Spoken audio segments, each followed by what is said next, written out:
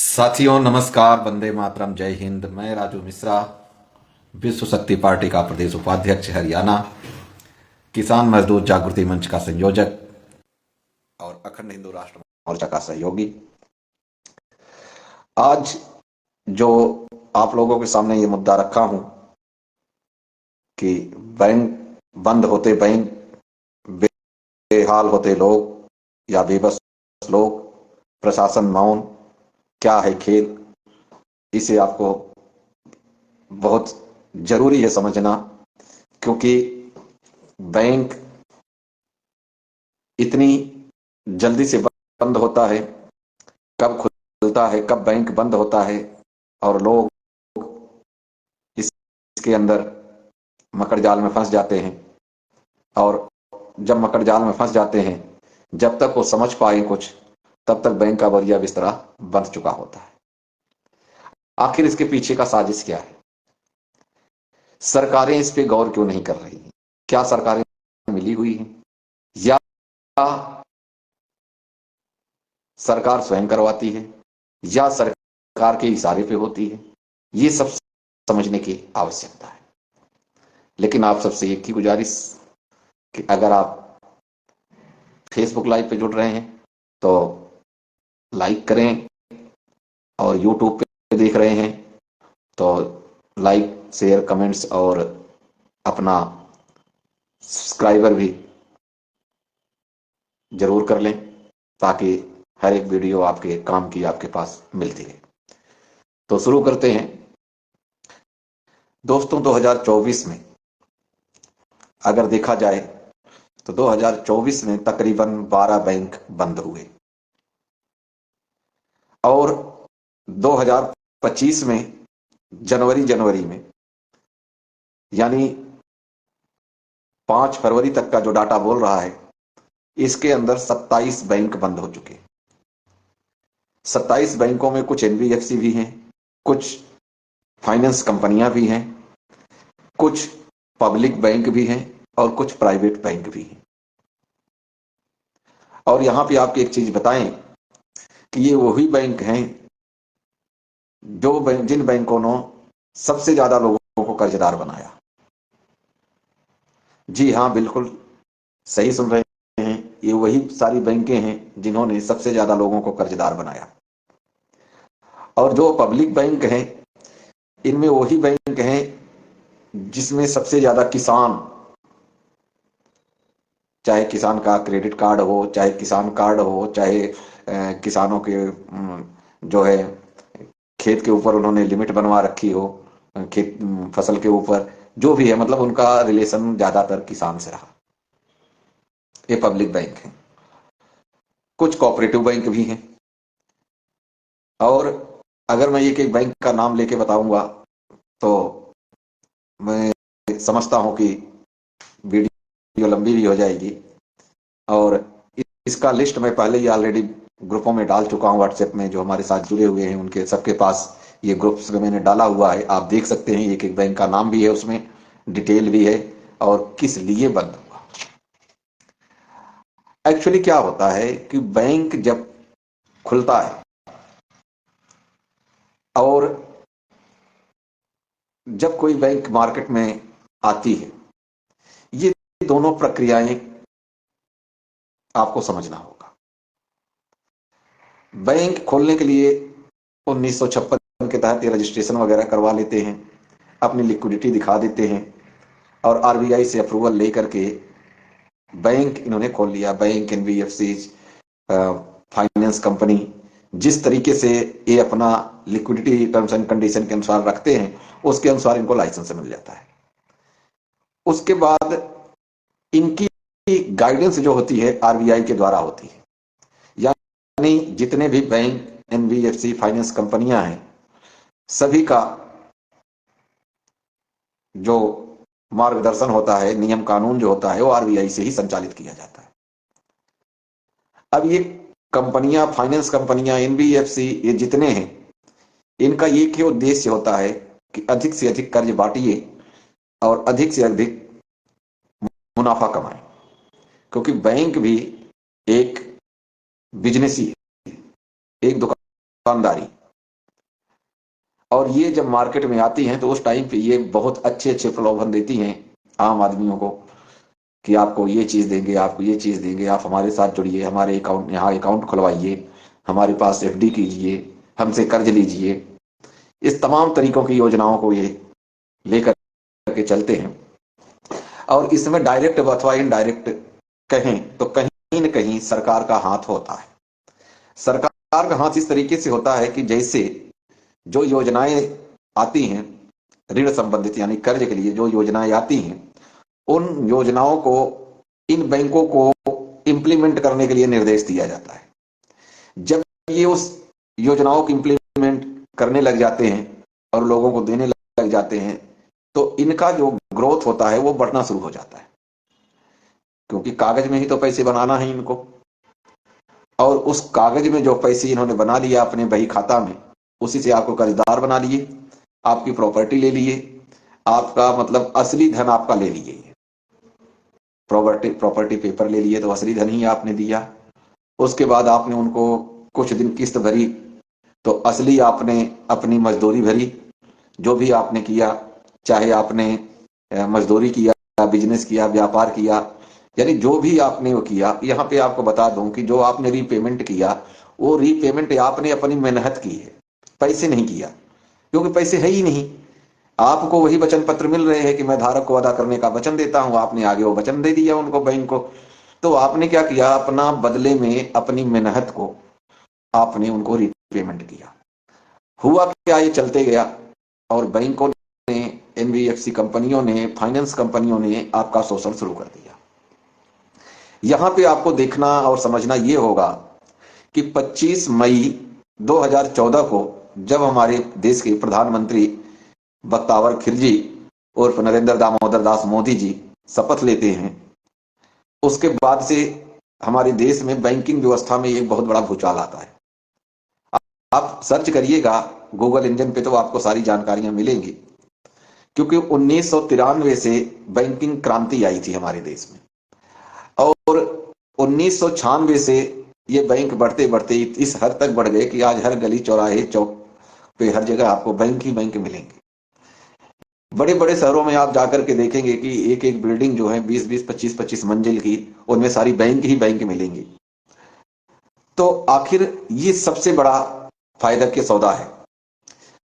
अब इसमें क्या होता है कि जब ये कंपनियां धीरे धीरे लालच में आना शुरू करती हैं और धीरे धीरे मतलब लोगों को कर्जदार बनाते चली जाती हैं, तो इनका ये टारगेटेड होता है। वो टारगेट ये होता है कि आप एक साल में इतने लोगों को आप कर्ज बांटोगे, आप एक साल में इतना लोगों का ये करोगे। इस तरीके से तमाम इनके ऊपर बाउंडेशन होती है, तमाम तरह की टर्म्स एंड कंडीशन होती है जिसको इनको फॉलो करना पड़ता है।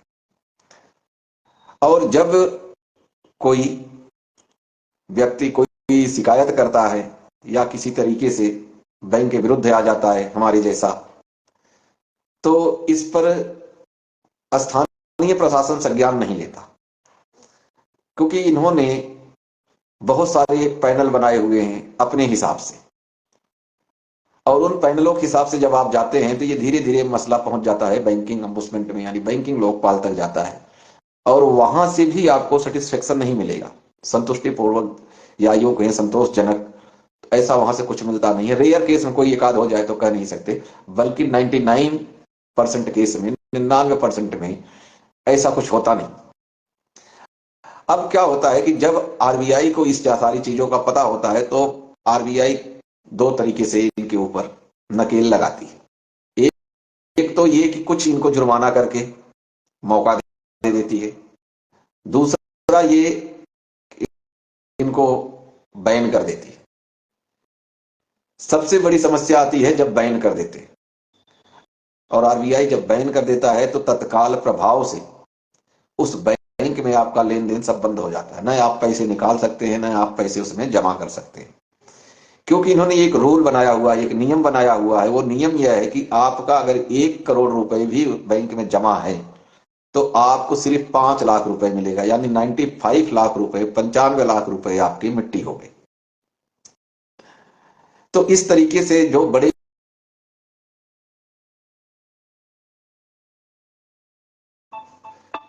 तो ये सारी जो प्रक्रियाएं होती है, अगर इतनी बड़ी प्रक्रियाएं होती हैं तो सरकार की निगाह में नहीं है या सरकार के संज्ञान में नहीं है, यह कैसे संभव हो सकता है? क्योंकि सरकार की जानकारी के बिना तो कोई बैंक खुलता नहीं। सरकार की जानकारी के बिना आप एक छोटा सा रेडी नहीं लगा सकते, तो इतनी बड़ी बैंक, इतनी बड़ी व्यवस्था कैसे खुलती है? सरकार की जानकारी के बिना आप घर में एक टीवी कनेक्शन नहीं लगा सकते, तो इतना बड़ा बैंक कैसे चल रहा है? यानी अगर मैं ये कहूं कि ये सारी चीजों का खेल जो है सरकार मिलकर करवाती है, तो यह कोई अतिशयोक्त नहीं होगा। क्यों नहीं होगा? क्योंकि अगर अब यहां पे आपको ये देखना है, सरकार बड़ी या आरबीआई बड़ी? भाई अगर भारत की जनता, उसका बैंकों के द्वारा शोषण हो रहा है, तो सरकार को इस पर संज्ञान लेने की आवश्यकता है और लेना भी चाहिए, क्योंकि जनता ने ही तो सरकार बनाई है और सरकार ने ही बैंक बनाई है जनता की सुविधा के लिए। तो आखिर सरकार संज्ञान क्यों नहीं ले रही है? यानी इनडायरेक्ट अगर माने हम, तो सरकार ये खेल स्वयं करवाती है ताकि आम आदमी अधिक से अधिक गरीब हो, बिजनेसमैन का बिजनेस बढ़े, गरीब हर दिन गरीब होता जाए। एक मध्यम वर्गीय परिवार या मजदूर आदमी का अगर किसी खाते में, किसी बैंक में अकाउंट है, तो उसमें लाखों रुपए तो मिलेंगे नहीं। वो तो बस अपना जो उसमें 10-5 हजार रुपए जमा किया और यहां तक देखा है कि लोग मिनिमम बैलेंस भी नहीं रख पाते। तो ऐसी स्थिति में सरकार को संज्ञान तो लेना ही चाहिए कि भाई ये जो बैंक बंद हो रहे हैं, इनके अंदर जिन लोगों के पैसे जमा हैं, जिन लोगों के अकाउंट्स हैं, जिन लोगों का लेन देन है या जिन लोगों को कर्ज है, उनका क्या होगा? और मजे की बात तो यह है कि बैंक बंद हो जाता है लेकिन कर्ज आपका चलता रहता है। जब कोई बैंक बंद होता है तो इसका यह मतलब नहीं है कि आपका कर्ज खत्म हो गया। क्यों? क्योंकि आपके जो प्रॉपर्टी के दस्तावेज हैं वो उस बैंक के पास है और कागजों में आपका वो लोन दिखाता रहेगा। जब तक वो लोन आपका फक नहीं होगा, यानी आपका लोन खत्म नहीं होगा, तब तक ना उस प्रॉपर्टी को आप बेच सकते हैं, न आप किसी को ट्रांसफर कर सकते हैं। तो आपकी प्रॉपर्टी तो बाउंड हो गई और कर्ज का जो दायरा था, जो सीमित दायरा था, वो धीरे धीरे बढ़ता चला जाएगा और इस हद तक बढ़ जाएगा कि जब तक आप समझने का प्रयास करोगे तब तक पता चला वो दोगुने से अधिक हो गया। और इससे भी भयानक स्थिति तब आ जाती है जब बैंक बंद होता है और आपके कर्ज को किसी और को बेच देता है। बिल्कुल आप सही सुन रहे हैं, क्योंकि बैंक बंद होने के बाद वो दूसरा स्टेप उठाता है, आपके जो कर्ज दिया हुआ है उन कर्ज को वो किसी न किसी को बेच देता है और जब बेच देता है तो वो आपका शोषण करना शुरू कर देते हैं। यहां तक कि वो आपके घर पे आकर के बैठ जाते हैं सुबह से शाम तक, आपके बच्चों को उल्टे सीधे कमेंट्स पास करते हैं, जो चीजें नहीं बोलना चाहिए वो चीजें भी बोलते हैं और इस तरीके से वो आपको इतना हरासमेंट, इतना आपको मेंटली डिस्टर्ब कर देते हैं कि व्यक्ति अंततो गत्वा या तो आत्महत्या कर लेता है और या और किसी स्थिति से गुजरने की उसकी कैपेबिलिटी नहीं होती है तो वो घर बार छोड़ करके भाग जाता है। क्या ये सरकार को नहीं दिखता? लेकिन ऐसी स्थिति में न सरकार कुछ बोलती है, न कोर्ट कुछ बोलती है, तो क्या समझे? यानी अगर हम समझे तो यह एक सरकार की साजिश है। अब आपको बताते हैं कि आखिर इन बैंकों को बंद करने के पीछे का मकसद क्या है। यह आपको जरूर समझना चाहिए।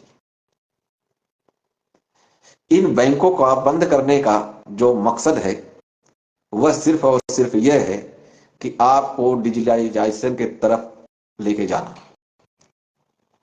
क्योंकि जब तक आप डिजिटलाइजेशन की तरफ नहीं जाओगे तब तक ये सीबीडीसी लॉन्च नहीं कर पाएंगे।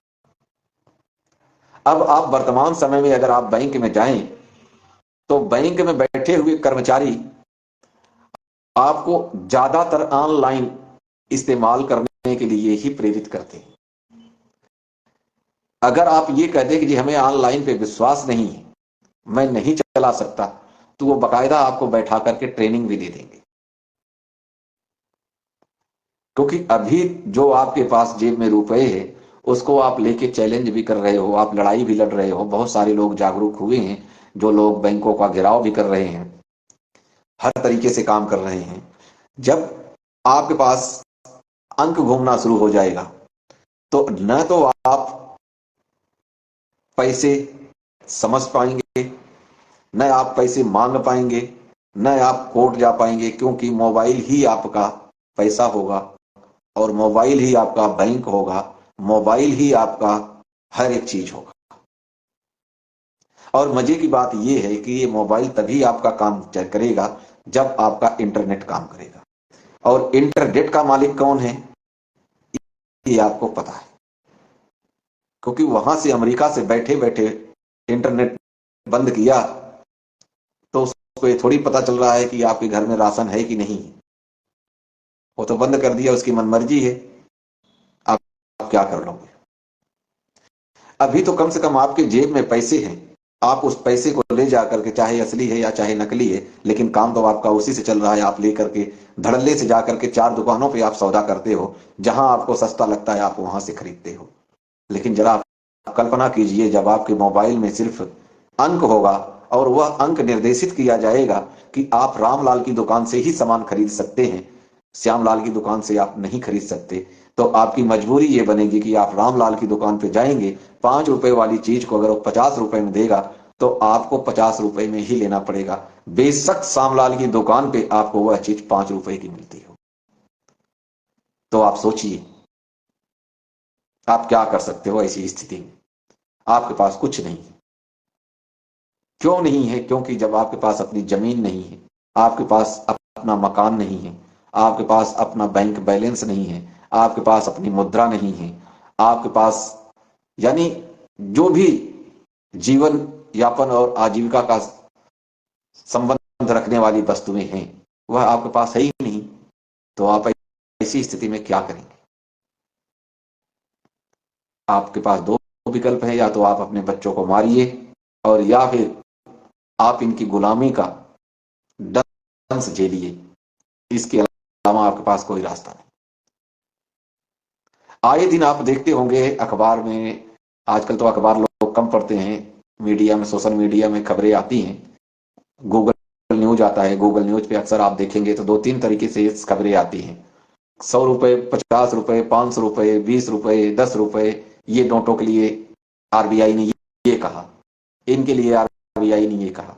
आखिर ये क्यों आरबीआई ऐसे कहती है, ये क्यों निकाली जा रही है? आज आप देखिए, किसी को भी आप फोन लगाएंगे तो आपको एक कॉलर ट्यून आता है डिजिटल फ्रॉड का, यानी ये काम होने वाला है, आपको सचेत किया जा रहा है, ये काम होने वाला है। ये किनका प्रीपेड प्लान होता है। ये धीरे धीरे धीरे धीरे आपको इसी तरीके से हैक करते हैं। अब जैसे दिल्ली का इलेक्शन खत्म हुआ तो आपने देखा एक नई बीमारी आ गई। आज ही टीवी पे मैं देख रहा था, सुबह न्यूज नेशन की खबर सुन रहा था, तो उसमें दिखाया पुणे में जो महाकुंभ के पहले बीमारी इन्होंने दिखाया था, फिर महाकुंभ की वजह से इन्होंने उसको डिले किया। महाकुंभ की वजह से तो क्या डिले किया, मेन तो इनका डिले करने का रीजन था दिल्ली का चुनाव। दिल्ली में ईवीएम के जरिए सरकार बन गई, 56 इंच का सीना हो गया बख्तावर खिलजी का, और ईवीएम की जीत हुई, जॉर्ज सोरोस और सरदामनी काइस्ट कुष्ट की सरकार बन गई। ये दम हिलाने वाले पीछे पीछे घूमते रह जाएंगे। आप अगर हमारी पोस्ट देखेंगे तो मैं पहले ही डाल दिया था कि बीजेपी की सरकार बनेगी, और ऐसा नहीं कि मतलब मैं बीजेपी का विरोधी हूं या और पार्टी का समर्थक हूं, ऐसा नहीं, लेकिन जो है वो सच्चाई आपके सामने रख देता हूं। हमें क्या लेना देना है बीजेपी से, हमें क्या लेना देना है और पार्टियों से। हमें तो आपके लिए ही लड़ाई लड़नी है। आपकी लड़ाई लड़ने के लिए आप लड़ेंगे, मैं नहीं लड़ूंगा। मैं तो सिर्फ आपको एक एक चीज बता देता हूं कि ये चीजें हैं। क्योंकि अगर आप समझेंगे, आपको ऐसा लगेगा हमारे द्वारा बताए गए तथ्यों से, तो आप अपनी लड़ाई स्वयं लड़ेंगे। मैं तो नहीं लड़ूंगा, मैं तो ज्यादा से ज्यादा आपको मोटिवेट कर दूंगा। आपके साथ में मैं भी मेरी लड़ाई लड़ रहा हूं। तो ये सारी चीजें आपको समझने की आवश्यकता है। सीबीडीसी लॉन्च करने का इनका जो सिस्टम है, अब बहुत सारे लोग ये कहेंगे कि सीबीडीसी क्या है। तो सीबीडीसी जो है वो सेंट्रलाइज बैंक करेंसी है। जैसे आपने क्रिप्टो करेंसी वगैरह का नाम सुना था, ऐसे ही एक अंक मुद्रा आएगी मार्केट में, जो सिर्फ डिजिटली होगी, फिजिकली नहीं होगी। आज लोग इतना जागरूक हो गए हैं कि बहुत अधिक तो नहीं, लेकिन देश में लगभग लगभग बड़े बड़े शहरों में, कई ऐसे शहरों का डाटा है हमारे पास, जैसे इंदौर हो गया और बेंगलुरु हो गया। ऐसे मतलब कई वो है जहां पे लोगों ने ऑनलाइन पेमेंट को अस्वीकार कर लिया कि हम इसको नहीं स्वीकारेंगे। उसका कारण है, कारण ये है कि जब करेंसी का लेन देन नहीं होगा, आदान प्रदान नहीं होगा, तो करेंसी धीरे धीरे डेड की जाएगी। और लोगों को जेब में जब पैसे नहीं होगा तो क्या करेंगे? बैंकों में जाने पे जो ऑनलाइन लेते हैं उससे जाने से लोगों को ऊपर टैक्स ज्यादा पड़ने लग गया। ये नहीं कहता कि टैक्स बुरी बात है, टैक्स देना चाहिए, सब देते हैं, हम भी देते हैं। लेकिन जो ये टैक्स जैसे मर्जी आए उस तरीके से वसूल लेते हैं, यह गलत है। मान लीजिए कोई व्यक्ति 2 लाख रुपए का लोन ले रहा है, कर्ज ले रहा है, तो क्या 2 लाख रुपए पर वह टैक्स देगा? लेकिन जो नीतियां हैं वो यही कहती हैं कि अगर आपने 2 लाख लिया है तो उस पर 2 लाख जीएसटी लगेगी। अभी जो इन्होंने टैक्सेशन के तहत बहुत सारी सुविधाएं छूट दी है, या यूं के छूट के नाम पे बबल गम दिया है, यह भी इसी कड़ी का एक हिस्सा है। इससे क्या होगा कि आप अपने अकाउंट में ज्यादा ट्रांजैक्शन करना शुरू करेंगे, और जैसे आपका ट्रांजैक्शन बढ़ना शुरू हो जाएगा, धीरे धीरे आपके अकाउंट के जरिए जो आपकी सुविधाएं जो आप लोग ले रहे हैं, जैसे गैस की सब्सिडी, पीला कार्ड, या बेरोजगारी भत्ता, या बहुत सारी चीजें हैं, 5 किलो कनक, ये वो। हालांकि मैं कुछ नहीं लेता, न मैं कोई आज तक सब्सिडी लेता हूं, न मैंने कोई आज तक 5 किलो राशन की बात छोड़िए, 5 तोला भी राशन नहीं लिया हूं। तो मैं सरकार से ऐसी सारी चीजों की अपेक्षा नहीं करता, और न ही मैं लेना चाहता। तो ये सारी चीजें आपकी कटना शुरू हो जाएगी, और जैसे जैसे आपकी सुविधाएं कम होगी, तो आपको जब दफ्तरों का चक्कर लगाना शुरू करेंगे, तो आपका बताया जाएगा कि आपका तो इतना ट्रांजैक्शन है, इतना इनकम है, आप इस दायरे में नहीं आते। आखिर उस दायरे को तो इन्होंने 1,80,000 रुपए ही रखा है। हरियाणा में तो इतना ही रखा है, और स्टेट का मुझे पता नहीं। हरियाणा में तो इन्होंने 1,80,000 रुपए तक का ही रखा है। तो इस तरीके से जो आपके शोषण की तैयारी में बैंक और सरकार मिल करके जो ये प्रोपेगेंडा चला रहे हैं, इसको आपको समझने की आवश्यकता है। 27 बैंक एक महीने में बंद होने का मतलब क्या है, ये आपको सोचने पे मजबूर करेगा। और अगर आप चाहें तो इसको गूगल पे भी सर्च कर सकते हैं। एक महीने में, यानी 2025 के जनवरी में 27 बैंकों का बंद होना, यह अपने आप में एक बहुत बड़ा अजूबा है। और हो न हो, इसमें भी आपको घोटाले नजर आएंगे। जब इसको आप बारीकी से स्टडी करेंगे, तो अब जो मौजूदा सरकारें चल रही हैं, इनका काम है चंदा दो धंधा लो। और ये चंदे और धंधे का जो खेल चल रहा है, इसमें पिस्ता कौन है? आम आदमी। क्योंकि ये जितने भी प्राइवेट बैंक फाइनेंस कंपनियां, एनबीएफसी हैं, ये किसी न किसी बड़े उद्योगपतियों की है। और ये उद्योगपति बड़े आसानी से लाइसेंस लेते हैं, आम आदमी के खून पसीने की कमाई को स्टोर करते हैं लालच के तहत, और बड़ी आसानी से कोई न कोई ऐसी त्रुटि जानबूझ के कराई जाती है या की जाती है कि इनका लाइसेंस रद्द हो जाए, ताकि ये हाथ खड़े कर सके कि भाई अब हम क्या करें, बैंक ने हम चला नहीं सकते, लाइसेंस रद्द हो गया। और ये जो बड़े बिजनेसमैन उद्योगपति हैं, इनका सरकार में हाथ होता है, क्योंकि ये चंदा देते हैं और धंधा लेते हैं। इनको कोई मतलब नहीं है कि रामलाल मरेगा या श्यामलाल मरेगा, इनको तो सिर्फ अपने लाल से पता है कि मेरा लाल बचेगा बस। तो ऐसी स्थिति में आपको समझना होगा, आपको अपने आप को एडवांस जानकारी के तहत आपको अपने आप आगे बढ़ना होगा। और आपको बताऊं, अगर 27 बैंक एक महीने में बंद हुए तो आप ये मान लीजिए कि 2029 तक आपके देश में सिर्फ 6 बैंक रह जाएंगे। जी हां, बिल्कुल, आपके देश में सिर्फ 6 बैंक रह जाएंगे। क्यों 6 बैंक रह जाएंगे, उनके भी कई कारण होंगे। बाकी सारी बैंकें बंद होगी और अंक डिजिट में आप खेलना शुरू करेंगे। और यही एक सबसे बड़ा कारण है किस चीज का? न्यू वर्ल्ड ऑर्डर, नया वैश्विक व्यवस्था, जिसके तहत आपको पहले ही बताया जा चुका है कि 6 अडल्ट 1 चाइल्ड। और जिस रफ्तार से बैंकों का बंद होना शुरू किया गया है, उस रफ्तार को आप देखिए। अभी तो जनवरी का डाटा आपको दिया, फरवरी का प्रथम सप्ताह गया है, और मार्च के आते आते यह आंकड़ा लगभग 50 से 60 बैंकों में तब्दील हो सकता है। ये शुरुआत है। जैसे जब कोई काम शुरू किया जाता है तो छोटे छोटे चीजों में एक्सपेरिमेंट किया जाता है। इसलिए ये जो 27 बैंक बंद किए गए हैं, इसमें छोटे छोटे पब्लिक बैंक भी हैं, छोटे छोटे एनबीएफसीज भी हैं, छोटे छोटे फाइनेंस कंपनियां भी हैं।